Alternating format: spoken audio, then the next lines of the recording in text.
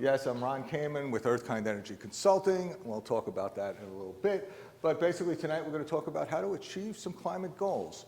And we're going to go through various different technologies and different opportunities, starting with solar, looking at EVs and charging stations, air and ground source heat pumps as a way of dealing with the thermal aspect, how to do some of this in a way that's always cash flow positive, and you're going to hear a great example from Tom how that worked out for them, especially with the zero cash down public-private partnerships, and then how now the federal tax incentives, which used to be only available to for-profits with the new Inflation Reduction Act, actually can become a grant to nonprofits and to municipalities. And this is part of a whole piece that I did for the Business Council of Westchester, Making Green by Going Clean. And if you want more information, you can dive into some of that on their website or at this URL. So right now, with this Climate Leadership and Community Protection Act, there are a lot of incentives. And the incentives are really important. They help make the projects very lucrative and cash flow positive. But soon, under the law, what's going to happen is those incentives are going to turn into penalties. So you can do it as the old saying goes, you can pay me now or you can pay me later, but one way or another, we got to make this transition and we're going to make it happen. So in New York City, to give you an example, there's currently carbon taxes on greenhouse gases, local law 97. Any building over 25,000 square foot this year starts paying carbon taxes, and those taxes go up as time goes along. If you don't keep meeting stricter and stricter greenhouse gas reductions, what happens is those fees go up. An annual penalty is 268 times the building's emission limits as emission goal. And I have one client that's going to spend over $1 million a year in penalties unless they implement some of the changes that are happening. Winds up being about $0.50 a square foot per year for many clients. So let's talk about solar. First of all, the big resource, that little ball in the sky that puts out thousands of times more energy than we need. And just 3 quick case studies. One is the Oakwood Friends School, which is a private school up in Poughkeepsie. And they had 21 different buildings, 11 different electric accounts. They weren't sure. They always wanted to go solar, but they couldn't figure out how to do it. They thought they needed all these different solar systems. They had a lot of shading on their property. And what they did is we came up with a zero cash down, not unlike what Tom did with the City of White Plains, but zero cash down. They got 100% of their electricity, and they're saving enough every year for either a teacher or a new car. A Westchester condo complex who did a community solar project on their roof, and in that project they're going to get a solar lease that pays for $500,000 of their new roof that they needed to get. So all the residents are going to get a new roof with no cash out, and they're going to save 10% on their electric bills going forward. And then a mixed-use multifamily developer, and this is actually in New Rochelle, who has a 100% return on their investment in year 1. The annual savings wind up increasing the value of their building so that not only do they get the payback in cash, but they can actually refinance with the increase in value because of the lower cost of doing business, and it has been a win-win-win for them all the way down the line. Now, when we take a look at solar incentives, the big one is the federal tax credit, or 30%. Could be as much as 50% if you're in certain areas and you do certain things. And in particular, if you focus in on low-income housing, that goes up and you start pressing this 50% limit. Again, nice piece is that nonprofits and municipalities can now receive that tax credit as a grant. And for people in business that are depreciating these assets, usually you depreciate them over the life of the asset. With the modified accelerated cost recovery or maker system, you can depreciate that much faster. So especially for for-profits, this accelerated depreciation piece winds up being a substantial portion of the project. And then there's NYSERDA, which gives cash incentives, and it's been very dramatic as we phased out Indian Point in this part of the world. The fastest way to get new generation online is solar. So they've incentivized solar heavily and added carports, rooftop canopies, brownfields, and low-income housing additions to that. So as you're doing solar, if you're focused on those pieces, you get additional incentives. Same with battery storage. Battery storage now, it gives you electricity on demand. So not only do you get to spin your meter backwards, but you get to store energy and then deliver it when you most need it, which is a great opportunity and has made solar tremendous. One of the questions is solar right for the property? So obviously you have to have enough roof space, and horizontal roof is better than going really tall, so 6 stories or less is generally ideal for solar. Obviously you have to focus on the condition of the roof, or you can use a project to help you get a new roof if you need to do that. Parking lots and garage tops are great places, as you'll hear from Tom in the city of White Plains. And then you can also do ground mounts in certain areas where there's enough area to be able to take a look at doing it on the ground, which is a very cost-effective way, and that's where large solar comes. So in terms of opportunities, you can build, own, or operate. It gives you the highest return. It gives you generous incentives and financing options, and if you take a look at your cash flows, if you own the asset, it's best because once you've paid it off, 100% of the savings is yours. But if you can't do that, another option is with no cash out, do a power purchase agreement where you pay for the power just like you would for the utility, but you pay for it over time at usually a decreased rate, or you do a lease. And with a lease, you have a fixed monthly payment, but simultaneously, it winds up being, again, positive cash flow, and there's certain aspects of that that's a good thing that can generate a substantial amount of savings. And then lastly, there's doing what the city of White Plains did, is basically licensing their roof. And by licensing their roof into a solar company, you're able to receive revenue. You'll hear more about that later. That's usually the lowest risk. It's usually the smallest return on your investment if you're able to do it other ways. But if you don't want to invest the cash, it's a great way of generating some additional assets, as you'll hear, some additional income. You usually need about 20,000 square foot of roof space or more to be able to make that possible, but it's an interesting opportunity. All right, so energy is not just electricity, although that's where most of our energy is going to be going, is into clean electrified sources. But meanwhile, we need to deal with heating, ventilation, and air conditioning, which is traditionally fossil fuel driven on the heating and hot water side, right? So heat pumps. So everyone has a heat pump. If you have a refrigerator or a freezer or an air conditioner, you've got a heat pump. And basically it just compresses and expands the gas and then takes heat out of the environment and dumps it someplace else. An air source heat pump is really just an air conditioner, but it goes both ways. During the summer, it creates cooling. During the winter, it takes that cool air out and gets heating into your building. And the air source heat pumps now have become so efficient that you can do air source heat pumps down to -15. A lot of HVAC guys still don't realize that. They think, oh yeah, air source heat pumps are great, but after 30 degrees or so, you have to go to backup. That's not true. Now with the technology is there to do it down to cold climate, and that's where a lot of the incentives are for that as well. Little do we know, but heat pumps now are outselling furnaces across the country. So when we think of heat pumps now, it's not a new technology, it's very wide broad, it's actually being installed more than furnaces across the country. Geothermal heat pumps are a little different animal. Whereas an air source heat pump is working on the environment and the air, a ground source heat pump sends a fluid down into the earth, where in this part of the world it's about 50 degrees, brings that 50-degree fluid up, and now you're starting with 50 degrees. So if you're heating or cooling, you're starting with 50 degrees. If you're cooling, you don't have to do much to it. If you're heating, you just got to bump it up with a heat pump a little bit. And those heat pumps can be inside your house, which is great, or inside the building structure of a building. So half of the energy from the earth, from the sun, goes into the earth when it hits the planet, and it's a great source. And basically, again, just compression and expansion, and then it goes out, but you're using the ground to grab that energy from the ground and send it up. Geothermal is the most efficient form of heating and cooling in the world. Every unit that you put into a geothermal heat pump gets you 4 to 5 units of heat energy out of it. So it's tremendously cost effective. Basically in terms of BTUs, if you had a kilowatt of electricity doing a standard coil for heating, you would get 3,400 BTUs out of it. With a ground source heat pump, kilowatt in gives you 17,000 BTUs of heating out. Dramatically efficient. And to give you one example of a new construction that's fossil fueled, you have in that new construction, you got a cooling tower, you have makeup air coming in, and then you'd have heat pumps basically with a boiler supplying the heating and cooling and distributing that. With geothermal, no cooling tower, no boil room, you don't need that extra, you can now use that space for something else. No fossil fuels, no combustion, no carbon dioxide happening.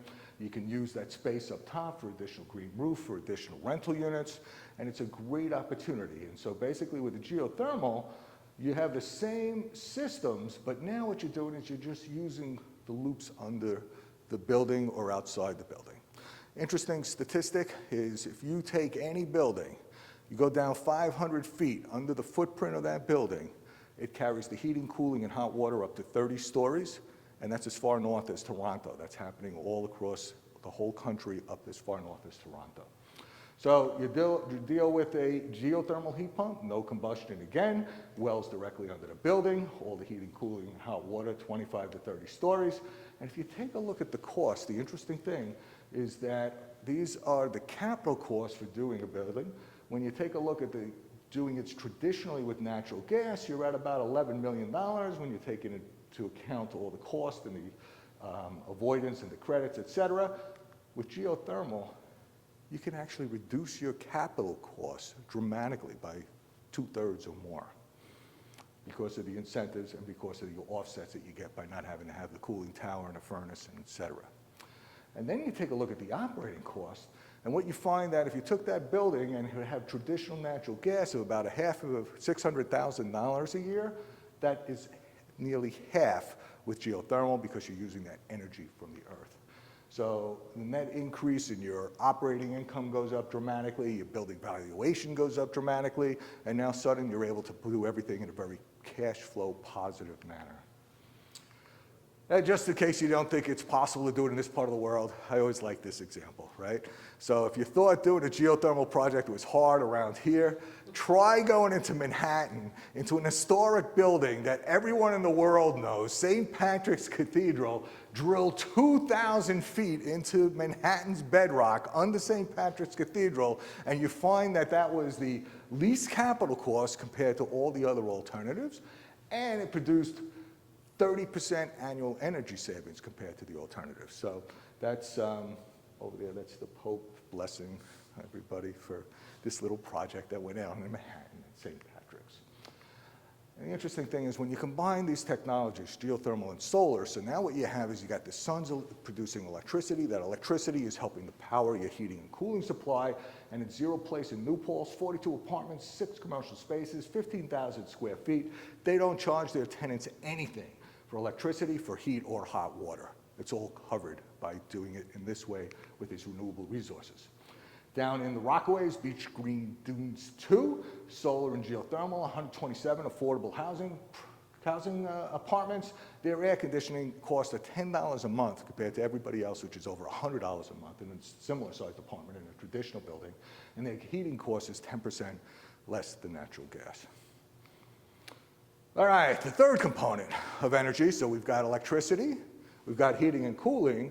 The third piece of the triangle is our transportation system. And when you take a look at carbon and greenhouse gases, it is about a third, electricity, heating, cooling, and transportation. In New York State, it's actually 40% of the carbon comes from transportation.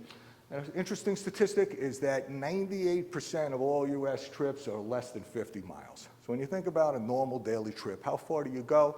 98% of people are less than 50 miles. If you're going 100 miles even, a 200-mile charge on most of these vehicles now will take you everywhere you need to go almost all the time. The only time you'll have to think about how to recharge is if you're going further. Otherwise, you just plug it into your garage if you have a single-family resident or a local charging station. Plug it in, go out, come back, plug it in, never go to a gas station again. Don't pay for gas. And then there's the incentives. So what we've got is we've got zero-emission vehicle rebates, which comes from the Inflation Reduction Act, and there's an elective pay, again, for nonprofits, et cetera. We have the zero-emission vehicle drive clean state incentives. We've got charging station incentives from the federal act as well as from the state. And then we also have electric infrastructure incentives from the utilities that come from all the different investments that we make. So with electric vehicles, you can save money, actually, when you take a look at it on your purchase price. You could save money on your fuel costs. You could save money on your maintenance costs. And the credits and the rebates add up, $2,500 to $7,500 on many of the vehicles, $500 to $2,000 cash rebate right off the top with New York State. And then you take a look at the fuel savings and you realize that if you're going 30 miles, if you get 30 miles to the gallon, you're at $44 a gallon, it's going to cost you $4 to go 30 miles. Whereas an electric vehicle, if you get 3 miles to the kilowatt hour and you're paying 25 cents a kilowatt hour, which is, normal Con Ed rates, basically it's costing you $2.50, almost half what the cost is. So then there's the utility incentives. So a lot of people are talking about what does it take to do the charging infrastructure to make it happen. And the utility incentives, actually Con Ed helps subsidize the upgrades in the utility service and the transformers. Then there's the pieces that are on the meter side, on the customer side of it. Then there's the charger itself. The charger is not eligible for the utility incentives, but everything else is. All the infrastructure costs, all the other pieces that go into making a charger station happen, especially on a commercial entity, you're able to get all these incentives. So with Con Ed, you get a Power Ready grant of up to $7,200 a plug, 50% or 90%, depending on where you are. You get a tax credit for those who are able to take advantage of that. Not nonprofits in New York State, that's only the federal piece, but 50% of all the cost of the utility incentives of the $5,000 plug. And then the federal incentive is 30% of all the costs, up to $100,000 a plug. That's been limited now to certain geographies as well, but it's a substantial piece. And again, nonprofits and municipalities can receive the tax credit as a grant, and municipalities have been able to apply for a DEC grant. I've done a score of these with various municipalities. That DEC grant, hopefully it's going to come back this year, basically gives you 80% of the cost of putting in a charging station, and the utility subsidies for their work, that can count as your cost share. Or you could do it with your own labor, your own municipal labor, and that counts as your cost share. So I've done scores of municipalities who put in these charges and really didn't have a net outlay of cash because of the incentives. All right, so vehicle rebates, as we mentioned, $7,500 per EV. You have to look at this when it applies. The nice thing about this, though, is as of January 1st, that credit is going to happen if you go to the right dealer. The dealer is going to take that credit off the top, and the car companies will take that credit, but they'll reduce their price by that $7,500. So you just got to make sure your dealer, if you're going to an electric vehicle dealer to buy one, that they are part of that program. They'll take it off the top. If you're a nonprofit, you get these various different pieces. There's certain restrictions in terms of cost and how much it costs, and there's certain assembly requirements that are making it more difficult to bring in outside the country vehicles. It's getting stricter and stricter to bring manufacturing back to the country. As we mentioned, New York State has a drive clean, so if you go with a Chevy Bolt, it's $2,000. A Pacifica hybrid is $500. F-140 Lightning, Fit-150 Lightning, $500. So there's various different incentives that also come off the top by NYSERDA. And then they give you incentives for charging stations, so up to $100,000 per charging stations in qualified areas, 30% of the cost of equipment. Again, you can take it as a grant. And then charging station rebates from New York State. So in addition to all these pieces, you can layer these and layer on top all the different incentives per charging point, depending upon where you are in your home, or excuse me, in your multifamily building, a workplace, et cetera, and you get their various incentives there. So this was one of my clients, the Bridge Authority, right? And they were looking at their vehicles. They have over 100 vehicles that they want to make a transition to.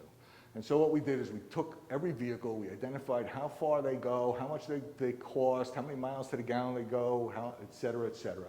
And we created this chart. This is the business as usual chart. In this business as usual chart, keeping those 100 vehicles going for the next number of years would cost them $1.6 million in fuel if prices don't go up much, if prices stay the same. Then what we did, we said, okay, well, according to the state, we're going to phase out these vehicles over time. So all these vehicles are going to, we're phasing out this one, it's going to be electric, this is going to be electric, and all these are going to be electric over time. As we phase them out, and we took a look at what happens to the vehicle fuel cost, those costs went down from $1.6 million to $1.1 million over the next 11 years. And so when you run out the numbers, what you find is that by phasing out their fossil fuels, their fuel cost on gasoline and diesel are going to go down by $500,000 over that period of time. And at the end of the transition, they're going to be saving over $100,000 a year in fuel. Not bad. And then there's the maintenance savings. And New York City has done a tremendous documentation of over 2,000 electric vehicles and identified that when you take a look at the maintenance costs, a Bolt and a Leaf and all the all-electric are so much cheaper than the gas vehicles. You save an additional pile of money with maintenance because there's solid-state technology that doesn't break down. Instead of 2,000 moving parts in an internal combustion engine, you're looking at less than or about 20. And then the next thing that's going to be coming, which is fascinating, because we talk about all this charging, and often the argument is, well, how are we going to get all this electricity to all these different places? And that's true to a certain extent. But the one thing that's really fascinating to me is if you take a look at these vehicles, not only can these vehicles be a charging source, a clean transportation source, but they're mobile batteries, right? And I think Tom is going to talk a little bit maybe about that mobile battery in the school system in White Plains that is leading the country and what they're doing with that in a moment. But basically, you can not only charge, but you can discharge, right? So this vehicle to grid, this being able to discharge and have electricity come out of your vehicle is really interesting. And the one that has been the most at promoting this has been the Ford F-150. They basically say you take your Ford F-150, you plug it into your house, use that as your backup generator, and you can run your house for 5 to 7 days just off the power that's in your electric vehicle. And so when you start looking at how you can do that, how you can bring power to remote sources, how you can have emergency backup power wherever you go with these mobile power sources, now what we see is that, wow, we're going to have 19 million vehicles. We got 19 million vehicles on the road today. If they're all electric, we can actually have them not just charge from the grid, but discharge when the grid needs it. I'm doing a presentation with battery electric storage technology in New York Best next week about how this technology can revolutionize what we're doing, how we support the grid, how we build up everything in the grid. And so this is one example of a pilot project done by these guys from Mata Energy, and they found with just one electric vehicle and bi-directional charger, the city of Buffalo is saving $270 a month, which basically pays for the lease on their EV. And then I took a look at another one using a Nissan Leaf, et cetera, for a wastewater facility. They were getting $8,000 a year in revenue. So now your car becomes not just a way to get around, but when it's sitting there, it can actually become a revenue generator and support the grid. And then, of course, there's all the carbon benefits, right? And if you take a look at what is the value of carbon, the state has done a number, and it basically says that the emission reduction for every vehicle that transfers out is about 2.5 tons, megatons a year per zero-emission vehicles, and they put a price right now of $123 per metric ton on that. So take a look at your car and what it is, and you start adding it up, and all of a sudden we've got a lot of carbon that we're taking out of the environment. In addition to the standard stuff, I've been running for a couple of years now a continuing education program with some guys that have been doing it for 10 years, Murphy Brothers Contracting. So if you want to know about a lot of these technologies, geothermal heat pumps, building science, et cetera, let me know. Happy to share these resources with you. They're all online. And yeah, I'm Ron Kamen with EarthKind Energy. We've done a lot of different projects with a lot of different people over the years. It's always a pleasure helping folks figure out how to save money, save energy, and have a positive impact on the environment. Last but not least, and if those of you who've heard this before, you're not allowed to answer, how fast can we change, right? Because we know we have to change, but if people are like, slow down, we can't go so fast, la, la, la, la, la. So this picture to me is like really insightful. This was 1900 in New York City, all horse and buggies and one car. How long did it take till it was all cars and one horse and buggy? 15 years. Anybody else? Good guess, by the way. Many people think it's a lot more than that, but basically it was 13 years. And that was over 100 years ago, right? And here we are in the society of change where everything changes so dramatically, so fast. We can make this happen. We have to make this happen. We're going to make it happen. And I look forward to helping you make it happen as time goes along. So that's me. If you need any help, let me know. And with that, I'll pass it over to Tom. Thank you. Well, as always, Ron did a great job, and the information you provided is fantastic. I'm just going to talk briefly about the things that we've been doing in White Plains, where I think we are the leaders in this in an area that is pretty pro-environment. We're the leaders right now in terms of our activity.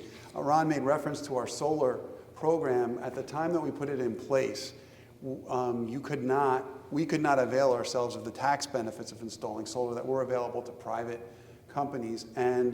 But I really wanted to do something, all right? When I had come in, we created a simplified solar application process, and we had, in the next 9 months, we had more solar installations than in the prior 9 years. We just simplified it, took a lot of the steps out, and at this point, our inspectors, our electric inspectors, are very familiar with solar, and they are able to speed up the installations. We have some of the companies, I actually have installed it at my house. I was speaking to the manager of the owner of the company, and we just got chatting because we were waiting. I was asking, when am I going to see this thing work? We're waiting for the Con Ed. She said, that's the slowest part. She didn't know I was the mayor. She said, but you live in White Plains. Your building department is great because they know that when we start a job in the morning that will be done at 2 o'clock. We let them know. They come out, it gets approved the same day of the installation. So these are the things to remove the friction so that people who want to do the right thing can do the right thing. What I think is happening right now is there's a concerted effort by the petroleum industry to increase the friction. So they're trying to put out all kinds of, we're not ready, yes, someday, but not now, as though this is new technology, okay? The Prius hit the road in 2001, 23 years ago. Lithium-ion batteries driving around all over the place. No issues. If I'm on my 4th electric vehicle, fully electric, I drive a Chevy Bolt now, it's the best one I've had. I had two Leafs and an i3. And the reason I say the Bolt is the best is I was an early adopter. And so those early cars, the Leaf probably on a good day had 90, 100 mile range. The i3 I bought used and got a real deal on it. I bought it at a dealership that didn't know much about electric vehicles. And I was negotiating with him and he said, well, geez, that's not even what we paid for, which of course I know is not, we've all bought cars, right? So I just said to him, I'm the only one who will buy this car. Because no one else wants to get an electric car that has a 70-mile range, which is what that car had. So I got that car, and they're burning, you're paying money for gasoline, they're burning the gasoline, and only the percentage of that energy that actually moves the car is very low. There's so much extra energy that you have to have a radiator to pull the heat out and dispense it into the atmosphere. With an electric car, they're extremely efficient, and when you use the brakes or slow down, you turn a generator that puts power back into the battery, so even the friction of braking is removed from it. So it's just, it is the one area too, when they say low-fat donut or whatever, it's not going to taste as good as a real one, right? But when you drive an electric car, it's the one time you're doing the right thing. It's better. It's far superior to a combustion car. They're quieter, they're quicker, they're more nimble, they come right off the line. You can beat a Maserati off the line with any electric car for the first 20 feet. that instant torque, right? If you ever drove an electric golf cart, you know that feeling. So it's a better vehicle, and it is better for the environment. I also think that the petroleum industry, I'm old enough to know, to have been raised by a father who believed that they were all conspiring together, and they would raise and lower the prices when they thought it was appropriate, and it's 100% true. And you'll see a crisis will happen, gas prices will go up, the crisis will end, they go down a lot slower than they went up. And they also stick a little higher than where they started. So little by incrementally, the fact that they are now trying to attack electric vehicles is actually a source of optimism for me, because they see what's happening, and they have a lot of product in the ground they need to sell. And if this continues on the trend it is, they may not be able to sell everything they want to sell. So, but I think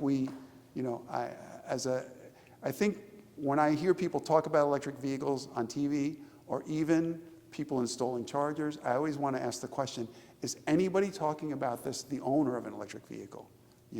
I was an early adopter, and I can tell you like a little story of back when there was like one charger on the thruway, and I'm trying to make it to that charger, and I'm running out of power, and I'm in Saugerties or something like that, and I'm 7 miles from the charger, but the car is done. So I have to get off. So I get off, I see a diner, I pull into the diner, I come in, I say, and I always had, in those days, an extension cord and a charger in my frunk, I guess, with that car. I guess it was in the front. So she said, yeah, just pull around and talk to the dishwasher. I said, can I charge here while I have lunch? Yeah.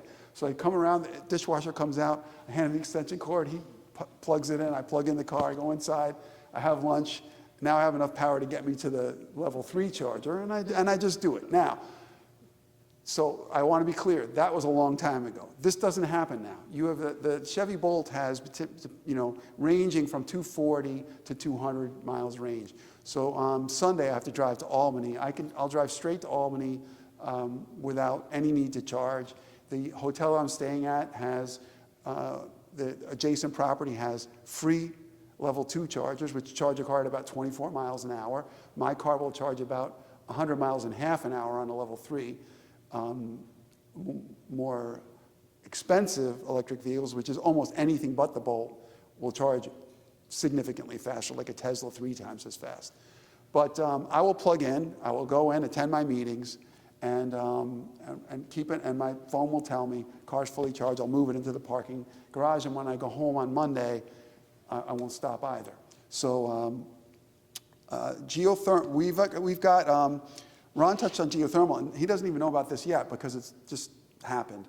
We were working with NYPA, and we're talking about community geothermal, where multiple parties would share the well field. So you would drill the well field, and those costs would be spread amongst multiple buildings, and then you'd pull out. But as part of that process, they want to pick out one building that we can do a demonstration on. And right now, what we're talking about is our library, which we just finished our CAPI review of the energy use of our buildings. It's the building that uses the most energy. It's open 7 days a week. It's open all day and until 9 o'clock at night. Has a lot of glass, and it's a big envelope. So the idea is to put a well field, likely on an adjacent site that's also city-owned, and we'd have a geothermal building. And when you factor in, they do an analysis. This boiler is going to need to be replaced. So the cost it would have cost to replace that boiler comes off what you factor in when you see how much the geothermal costs. So in that case, we're looking at a very feasible project for a small outlay by us because there's so much money available right now from the federal government. It's not discussed much, but I was at the U.S. Conference of Mayors in Washington, D.C., and we were invited to the White House to meet with the president, and the president got a standing ovation from the mayors, and it's a bipartisan group because we see, no one talks about it, the infrastructure money that is being rolled into communities around this country right now dwarfs anything in history. It's a once-in-a-lifetime opportunity. The prior president talked all the time about it. It's infrastructure week, it's infrastructure day. Nothing ever really happened. The money is rolling in. For White Plains so far, we've got $400,000 Safe Streets for All grant that's going to allow us to study our downtown and improve our bike infrastructure and our pedestrian infrastructure. And we just received a $1 million tree grant, which when we received it, I was very happy. And one of my staff members said, "Don't get too excited. It's not as good as it sounds." I said, "Well, what is it?" And they said, "It's not $1 million, it's $200,000 a year for 5 years." And I'm like, I'm still happy. I'm still happy. So anyway, that's gonna be gearing up, and we expect more because the Safe Streets for All study grant, there's the next level is the pilot project, and then the next level is full implementation, and there's money for all of those things. We have a strong EV program in the city. All our new sedans, any sedan we buy now is electric. So we have a fleet of Bolts. And when I got my Bolt, I really wanted one, so I had to take white. It wasn't the color I wanted to pick. And unfortunately, all the city Bolts are white. They're my car, except they say City of White Plains on the side. So I don't feel as unique as I did with the i3, but I'm a much happier person. We have chargers. We have, I believe, still the most chargers in Westchester County of any community. If you ever want to see where the chargers are, there's a site called PlugShare. You can get the app, and you can see level 3, level 2. You can see the ratings on the chargers. You can check availability. So when you plan a trip, you can plan your charging as part of that trip. I think it's important to point out to people that, as Ron said, when I'm staying around here, and Amanda drove the car up to Norwalk, Connecticut today, and then we drove up here, we're not stopping to charge anywhere. We're not using anything near what's in that battery. But when we go home tonight, I'll plug in at my charger at home, and at 10 o'clock, when I'm on time of use electricity, at 10 o'clock when the electricity becomes cheaper, it's programmed to start. And this is just a Chevy Bolt, but the beautiful thing about it is it's programmed anywhere else I am, it will charge immediately. It knows when it's home. And when it's home, it can't charge until 10. It knows the rules. And it works really well.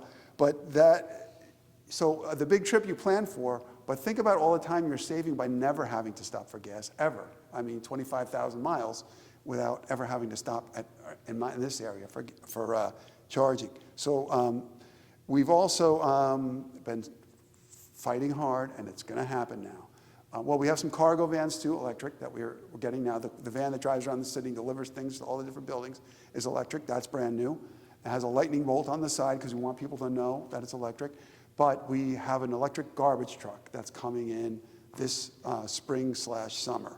And we've been chasing one for a while, and the company we were working with could not pull it off. They make box trucks, but they finally told us, look, we can't do this. So I enter the world of the garbage truck, which is like fire trucks. They are bespoke. You can't just buy a fire truck. You can't. This is what you learn when you're married. You can't just buy a garbage truck. You have to choose the chassis. You have to choose the body. You have to choose the type of loader that it is. Is it a packer or is it a side loader? And so we have things that we need to see in our garbage trucks. And when you're doing a conversion and you are a zealot, you have to remember that not everyone is. And you have to be sensitive to that. And you have to bring people along willingly. And so you don't push. So fine, let's have the garbage truck the way they want it, but what they're going to get is going to be electric. And one of the companies that makes the electric truck has a video where they interview the drivers, because Jersey City got electric garbage trucks. And this is the most valuable thing, because the truck drivers want to hear what the other truck drivers say. They don't want to hear what the mayor says. They don't want to hear what the scientist or the engineer says. And the guy said, the cab is so cool in the summer. And none of us think of it, but when you have a combustion engine in a diesel, it's often under the cab. And they have something they call a doghouse, which prevents views, it restricts their views to the right. When you get an electric vehicle, the side benefit is for Vision Zero, which is we want to reduce pedestrian fatalities. There's no nose and there's no doghouse. So there's glass at the base of the doors and a full glass panel in front of them. They can see right down to the ground in front of the truck, and they can see right down to the ground on both sides. So there's no child could get in front of the truck and they can't see it. But because of the design, it's cool in the summer. And that means a lot to these guys. They work very hard. And so I think it's a positive. And our shops, the guy who runs our shop, 100% on board. Every year I go to the Fleet show that they have in Flushing Meadows Park, New York City, runs it, and they're very generous with their information. And Keith Kerman and I have become, we can get in a corner and speak for an hour and a half. Everyone else in the world will turn to stone, but we just, about electric vehicles and everything else. And so he came with me, and we walked around, we talked to the different vendors. And so the truck we're getting is Battle. It's a new company, it's based in Michigan, but we're looking forward to that. We have a policy that in the city that from now on, whenever we buy a vehicle, they have to demonstrate why it's not electric. Instead of this idea of trying to convince people to do electric, show me why it's not electric, because it's available in so many different uses now. Street sweepers are probably next for us. And again, just like in a sedan, lower maintenance costs. So no oil changes, no coolant changes, no timing belts, timing chains, whatever those things were, no spark plugs, no fuel injectors, and it's just a simple. It's a much more developed vehicle, but it's also simpler. One of the first things we did when I was mayor was 2014. We relamped all our streetlights to LED, and at the time there was some resistance, but I think a member or maybe a couple members on the council. Let's see how this develops. Well, 10 years later, At the time, they told us it would save us $600,000 a year under current electric costs. So even going with that number, that's $6 million of energy savings. But the maintenance savings, because they're warranted for 10 years and they're expected to go 20, we just don't see the bulb outages and the people in the bucket trucks going up as much. We had a company called Brightcore came and our ball fields where they have the big tower lights. It's not so much the bulbs, but you have to hire a special contractor to get up there and change out those bulbs, and it happens every 3 or 4 years. LED, we're good for 10. And so those are all LED now too. We've LED'd our garages, and we're LEDing our buildings now. So that is another area where the more ecologically sensitive application is also better product. I think you've all got LED lights and you know what I'm talking about. They're just more reliable, and it's funny, most of us here remember, used to be, you came home, you would flip the switch, you would hear ding, oh, the light bulb went, and you'd go to Costco and buy a sleeve of light bulbs, have them in the closet, and you're changing light bulbs all the time. It's taken away from us. We don't get to do that anymore. So, because you know what? It was a simple home repair that you could maybe score some points. Hey, I changed the light bulb. You can see in the hallway now. So, the other thing is buildings. And when Con Ed issued the moratorium and said, no more new electric installation because we don't, no more new gas installation because we don't have the pipeline capacity, and everyone was panicking and meeting with Con Ed. And at the time, I said, this is actually a blessing because it is accelerating us to the future we're going to be in anyway. So in Westchester, it's been electric buildings because you know what they said? All right, fine. In some ways, it's better for them because it's easier to bill per unit for the energy use, the cooling and heating, with electric than it is with gas. And I think that's good for the planet because if people have an economic reason to maybe reduce the cooling in the summer when they're not home or reduce the heating in the winter when they're not home, then that benefits everyone. We do have electric school buses. We were one of the first ones to get them. We have 4, which the school district got. We're, of course, we're in Westchester, separate governmental entities, but we work together a lot. And I made a video of the day that electric school buses came. And when I was in Canada, and I was invited to go with some other people from around the world to go up there to see what they're doing. Because Quebec, it was really Quebec. Quebec it's freezing cold up there, right? It's 5 degrees right now as we're standing here talking, I would guess. 99% electric heat. So that is shocking, right, to people in this area. But they have so much hydro that so what they said was when we came to the point of we want to do something about our carbon footprint, we don't have a coal plant to close. We don't have an oil plant to close. So they focused on transportation, which is why they are kind of the leaders in that area. And these school buses came from a company in Canada called Lion, and we actually took a tour, and I was walking around the floor looking at the assembly, and someone said, why are you stopping? I said, I'm realizing this is the happiest I've been in like a decade, and that makes me a little sad.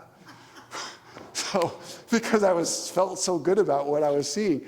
And so I was happy. So later on, I met some other people from Canada, and I played the video of like, look, we have an electric school bus. Here it is the first day it arrived. The kids call it the musical bus because it plays music when it drives around because people were worried, what if the kids can't hear it? And the person said, that's the sound the doors make when they close on the metro in Montreal. So we all think it's playing music, but it's like what we hear in the city, boom, boom, but with their version of it. So finally, the most controversial thing we've done for the environment in White Plains is, one more that's not controversial. We had a big open lot on Teatown Road that for many years I was staring at, and I was a Talking Heads fan when I was in college, and they had a song called Nothing But Flowers. That was a man complaining about, there used to be a Pizza Hut, a Dairy Queen, a 7-Eleven, now there's nothing but flowers, and he was, I can't get used to this lifestyle. So it was, but if you watch the video, they're showing all those years ago statistics about carbon release and the damage to the planet. It's pretty cool.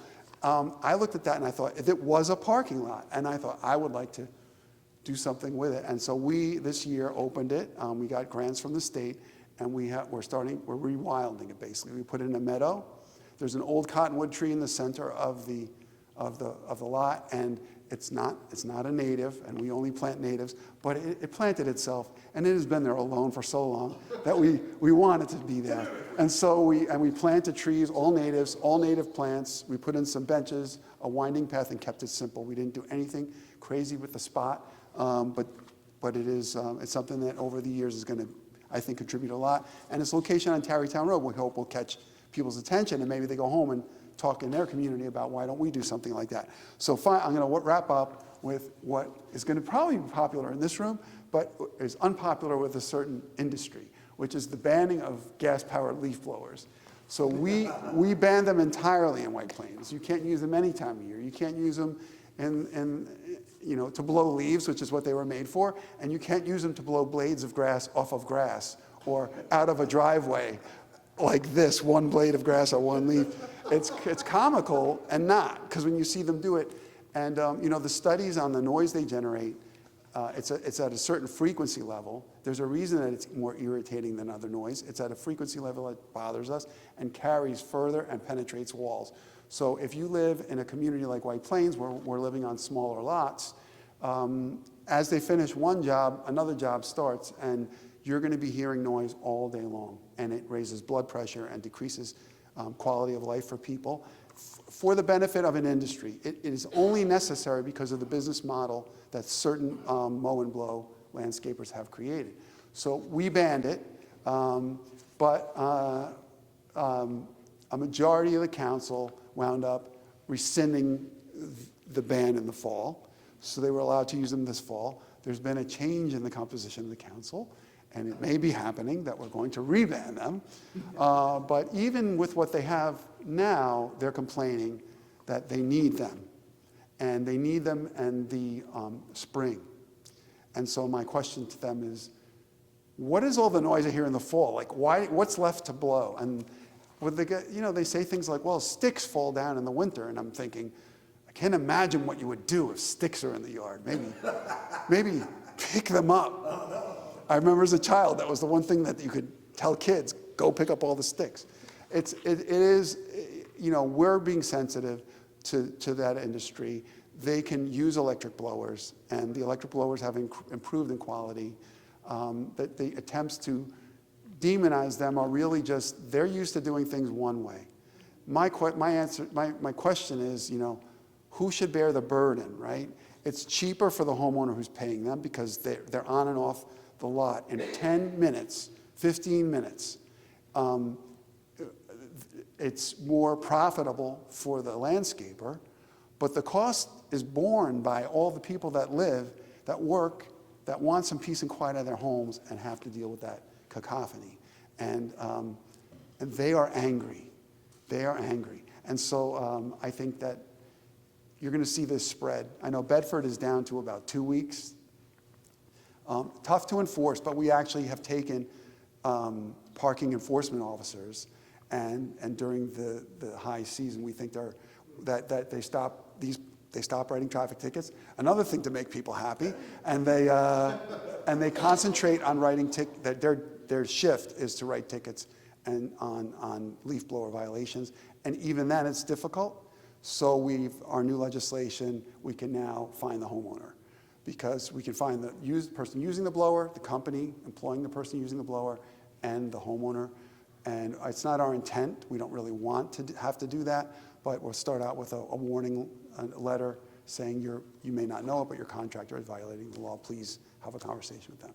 So that's what I have. I enjoyed Ron's talk, but any questions you have, I'm happy to answer. Good. Ron wants to get to... Sure. We got time for a few questions. Good? Yeah, right here. Yeah, on your upcoming trip to Albany, if you use the heater or during the summer the air conditioner, how much would that diminish your range? So winter you have shorter range, and if you use the heat now, if you're a seasoned EV driver, they all have heated steering wheels and heated seats, because you can be comfortable that way, but I don't. I mean, I won't have to worry about that to go to Albany. So I I'll have 30, 40 miles left in the battery when I get there. It's the opposite of a combustion engine. So a combustion engine has all that excess heat to get rid of. So when you want to heat your car, some of it finally gets reused, but very little. But where the combustion car, you lose mileage in the summer, because when the pulley engages to run the compressor, so you have air conditioning, they get lower mileage in the winter and in the summer for different reasons, but you're not really aware of it because they're not as technical. Like an electric vehicle tells you exactly how many miles you have. So in the summer, using AC has almost no impact on your mileage because electric is good at air conditioning and it's less efficient at heating. So. But you don't find it's a problem at all during the winter? No. I mean, you get in your car, it tells you how many miles you have, and you can make adjustments in the way you drive. You can play with the heat, but for me, I'm driving 30, 40 miles a day. Today, it's going to be like 60. It's not even a thought.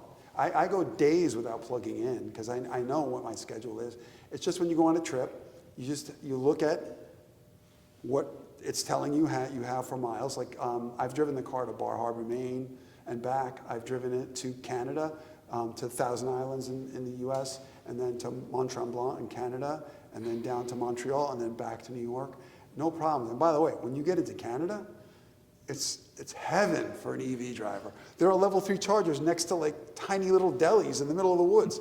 There is, I know this is weird and it's geeky, but I can tell you as someone who started when finding a level 2 charger was a cause for euphoria. It's so much better now. This area of the country is a really good place to have an EV. And you can't say that about every area of the country. So I'm sort of here representing Austin, but so one of the issues we have that electrification of the municipality is for heavy-duty highway parks vehicles. So I've heard that you've actually found a garbage truck. Yes. To do it, but I've been hearing that you just can't find them for like heavy-duty, I don't know, dump truck. Yeah. So the heavy duty is a harder thing to do, but it's 100% doable. There is a shortage of electric garbage trucks, and in fact, we're working with the chassis and the body are separate, as I mentioned earlier, and there's a company in New Jersey that does the chassis, and there's a company that does the bodies. The woman and who... is the drivetrain separate from the chassis, or? It's with the chassis. It's with the chassis. So the body is the packer or the side loader and where it goes. And so that company is run by a woman who is fantastic, Carla. And I love meeting someone who knows something inside out. She knows that stuff inside out. So when it fell through our first thing we wanted to do, all of a sudden one day I get a call, we can get another truck, but we have to decide fast. There's only 2 battery packs in the United States, and they'll save one for us. So I said, all right, let's do it. And so that's how we got our truck. So it's going to be a slower rollout, and it is also going to be, they don't, like a garbage truck, you know how much it's going to drive every day. Mm-hmm. Like some uses are perfect because you can, in the future, you can buy, the cost of the vehicle is largely right now based on the size of the battery. So if you have an application where you know you drive 30 miles a day, you don't need a 300-mile range vehicle. So with the heavy trucks, you're going to factor that in. The last hurdle will be over-the-road trucks, the long-distance haul trucks. Mm-hmm. That's where I see hydrogen as coming in. People talk about hydrogen vehicles. They're really electric vehicles that have a hydrogen fuel cell to generate electricity. So it's not like they're indirectly fueled by hydrogen, but I see that with an over-the-road heavy vehicle. Right, because their whole issue is distance. Yeah, and that's my problem with an electric vehicle. I drive to Austin every once in a while. Yeah. So driving, and I don't stop. I go to gas stations, 5 minutes, fill up the tank, get back on the road, and I do 12-hour days. Yeah, and it's, you know, for me. That they can't do yet. Yeah, no, and I can do I can comfortably do 3 hours, and I usually want to eat something or go to the bathroom or whatever, so I factor that in. It's like you take the cost of what you would have had to spend on the boiler out of your, I take that out of my time chart, and I also think that I'm thinking about taking a notebook and just keeping track of how much time I do charge in the course of a year, because I think it's going to be pretty low when you average it out, because I take big trips 5 or 10 times, but mostly I'm just putting around this area. But interesting thing that just happened, just real quick, the latest Tesla truck, and there's issues with Tesla, a bunch of things, but that Tesla long haul, heavy duty truck, 1,000 miles on a charge. Well, he says so, let's see if We'll see if it comes, but even if it's 500, it's still pretty darn good, so. Anyway, yes. Can I get the name of that lady in New Jersey? Or the company? Oh, I'll get it for you. It's, yeah, absolutely, absolutely. Yeah, I can potentially verify the Tesla long-haul truck numbers. My son is actually head business development for the semi at Tesla. And his launch partner is Pepsi. And together they have created a fleet of trucks that do at least 500 miles a day, which is almost the legal limit for a driver. So it's new, it's happening, but it's going over mountain ranges from Modesto, California down to San Diego. They charge back home and they work. And he would tell you the hydrogen thing is not a good route. That's it, but that's the only application for it, because I have people say to me, I want a hydrogen car. It doesn't make sense, because all that trouble and all that, it's because you can't charge every 300 miles or every 250 miles. It doesn't make a lot of sense to me.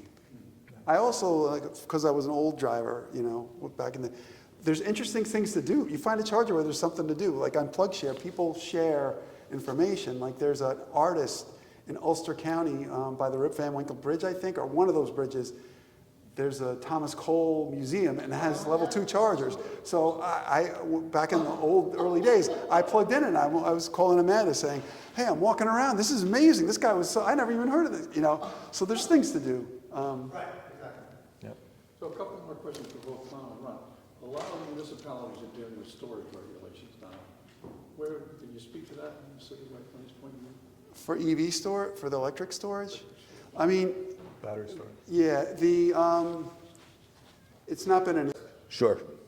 Technology today Yeah. versus what it was 10 So I've been doing clean energy for 40 years. I started out in policy, moved into programs, been doing projects for the last 20 years with all different kinds of energy, all different sizes. And what gave geothermal a bad name is that traditional systems, geothermal systems, were pump and dump. You pump it out of the aquifer, water out of the aquifer, you take the heat out of it, and then you would dump it back. Pump and dump. So the problem with that, compared to what today's technology is closed loop. It's basically you send the fluid down, it just goes down and it comes looping back, and that's it. There's nothing to get sediment and scale and all the things that you used to have with pump and dump. So some of the well-known failures of geothermal, some people didn't even know that they had filters that they had to change. And so the filters would just keep going, slowing down, eventually the whole system would break. So that is really the difference. So for the last 5 years, I've moved into geothermal for that reason, because it's become now more of a science than an art. It used to be just an art, and it used to be very problematic with the scale and with the sediment, and that's not the case now with closed loop. So. And there's new Technology's equipment, improved. so they can go in more confined spaces, like they can get into a basement. And they can, so it used to be the big well rig would come, like when you need a well at your house, but there's smaller pieces of equipment that can do that now. And we had the exact same discussion when they were talking about the library. And there's some propylene glycol in the fluid and to keep it from freezing, but, and that has to be changed out. It's a really long, it's like a decade or something it's good for. The Greenberg Library and the Austin Library all have those problems. Yeah, that was the problem. So the very, very last question, and maybe you guys really can't answer that, but you're standing in the midst of 1,000 acres of open space here, largely forested. There's a large controversy around here about solar farms and cutting trees down.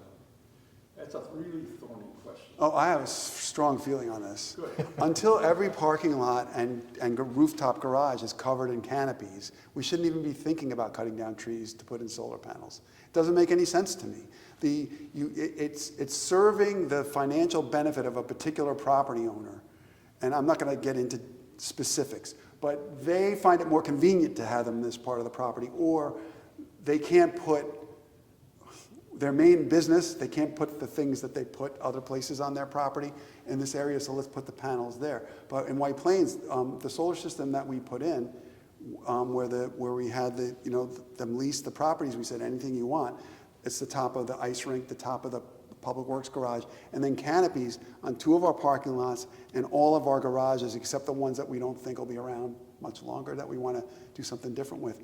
And it actually, as a result, we've now also got, where Whole Foods is, the private owner put a canopy on his rooftop deck, and then 1133 Westchester Avenue, which if you've ever been there, has these huge, huge parking lots. It's a former IBM site, and you can see the parking lots from space, and covered in canopies now, and actually some objections came in the back. There's some homeowners through the woods you can't drive through, but when it was put in, they created a buffer. I met with them. Their real anger was that the property owner had not maintained the buffer. So we worked out a resolution where they hired a landscape architect, and we only are planting natives, but we are replanting the buffer area with native plants. So I feel like we're getting 2 for 1. And actually, they went out and talked to the property owners about what they would like to see in their part of it, which is pretty cool. And so it's kind of creating more, and it's a good feeling. Good. Yeah. So, one last question, and we'll wrap it up. Thank you. Yeah, I don't know if this is in your area, but community solar. I signed up for community solar over a year ago, and nothing's happened.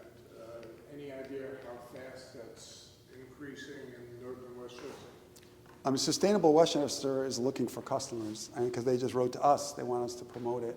Now, sometimes there's tiers that are available to low income, so that may be why they're coming to me. But we also have the one I mentioned at 1133.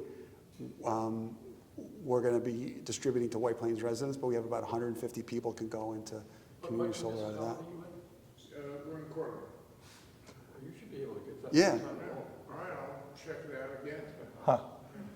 So do you know who you signed up with? No, I don't know. Okay, was it through Sustainable Westchester though, huh? Do you think? It might have been. Okay.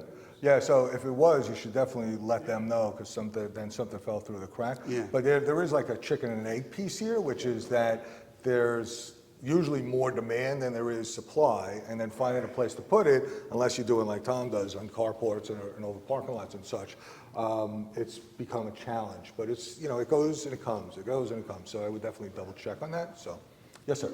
Well, I just wanted to ask if this presentation will be available online or Yes. No, I'm not giving it to you. Yes, absolutely. Yes, It'll be streaming on Hulu. Yes, it is. It's going to be the big one on the YouTube. Last presentation to Ron at EarthKind, and we're taping this, so we'll put it up on various other Yes, websites. absolutely. So, I and want to make one comment about community solar. We signed up for it a bunch of years ago. And to the extent you guys have some clout with Con Ed, this is a very, very, very important area of focus. The billing was horrible. Yeah. And they still are. a nightmare. Yeah, it is. It still is. My wife and I she's sitting there with 3 piles of paper, you get a credit, we're turning it off for a couple of months, and then you owe this big bill to Con Ed, but we're gonna come back and talk to these people, and the community solar guys just basically didn't have an answer for us, and we got Yeah. it. I have time of use metering and solar panels on the roof, so my billing is insane. And I finally just relaxed. So we said you guys could really wrestle with Con Ed and make them come into, Yeah. not this century, the last century. They put in a new billing. They put in a billing program in September that I thought was going to help alleviate some of these issues, because it's a European model, and in Europe they've done time of use and a lot of this stuff for a long time. But I'm not. They said it will be invisible to the customers, but I'm not. My billing is not good. I just helped to develop and draft some letters for the local assembly person and senate person to have them put pressure on the PSC, to have the PSC put pressure on Con Ed. Yep. to It's a, yeah, it's a whole bunch of stuff. PSC is pretty terrible, too, Well, in that's terms of another, actually putting pressure. That's They're another- all ex-con eds. Hopefully it's getting better. yeah. Well, I want to thank Tom and Ron. This has been really good.